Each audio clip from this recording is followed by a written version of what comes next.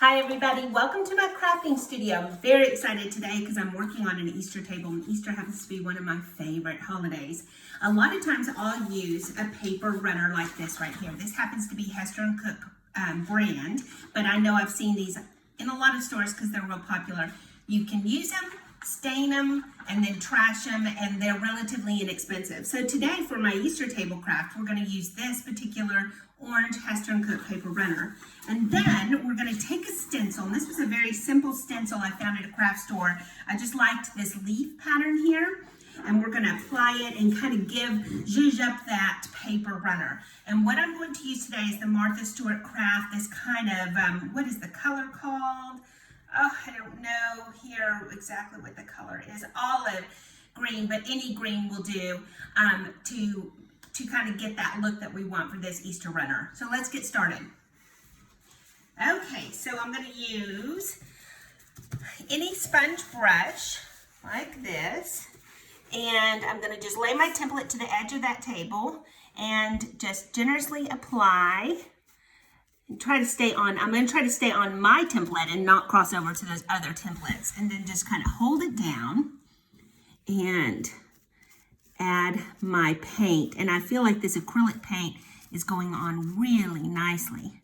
And for any little areas you see that you've missed, just kind of dab in and just kind of gently dab that paint in there. It doesn't seem to be taking very much at all, which is good. Okay, so we will just continue to kind of dab. And again, this is that Martha Stewart. Any acrylic paint will do, and olive green is what I chose, but any other color that bounces off that paper runner will be fine. Okay, so I think we've got good coverage there. I'm going to just do one of these little quick swipes to pick up any excess. And now let's do our reveal and see how it looks. So slow, lift it up, and voila. So let's move on down. That is precious, precious. Kind of looks like a carrot. So I'm going to place it wherever, right there. Looks good. And same thing, just kind of get some really good coverage. I've made the mistake a few times of bouncing into that area of the flower, which I guess is okay.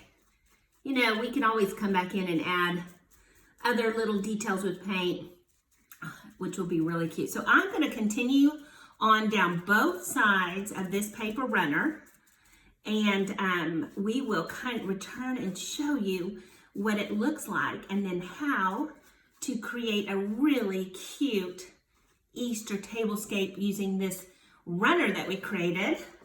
And let's see what we did. Cute. With this runner that we've done, and a lot, I'll come back and show you how I create kind of a look with platters and cake stands that I have a collection of. And so stay tuned. Okay, welcome back. I am very excited about how this table runner turned out. So we'll just kind of show you what we've done on this table step by step. The table runner turned out adorable. Look forward to more of these runners I'm going to do in the next week. But let's just kind of break down what we've done on the table itself.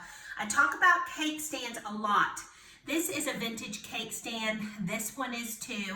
Whenever you can find one, I pick them up because they really are good at elevating any tablescape that you have, just like this. So we'll break down this middle part. So here I have a vintage cake stand inside a wreath like this. I've shared this on my stories and on IG all the time. I will use this wreath. You soak it. This is wet foam. Soak it. And then I use anything I cut from the garden. This happens to be boxwood. It lasts for a long time. And then in this case, I used it for the base of this cake stand, and just put in some fresh daffodils, fresh ranunculus, and these oh so adorable cookies. And I find when I give creative people free reign and just say, hey, do what you do best.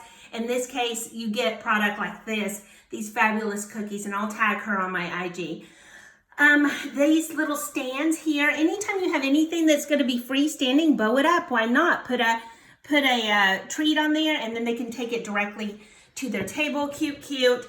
This is kind of a Greek yogurt mix, pre-bought, carrots and broccolini. I thought, oh my gosh, you know, just dip it like that, nothing too crazy and serious. And then we have this little chick, let me think, got this darling chick at Pier 1 Imports, nestled him in. I wish I actually had about 2 or 3 more, just kind of coming up and down the table. And then this cake. So I love to buy pre-made tiny cakes at Whole Foods, just like this.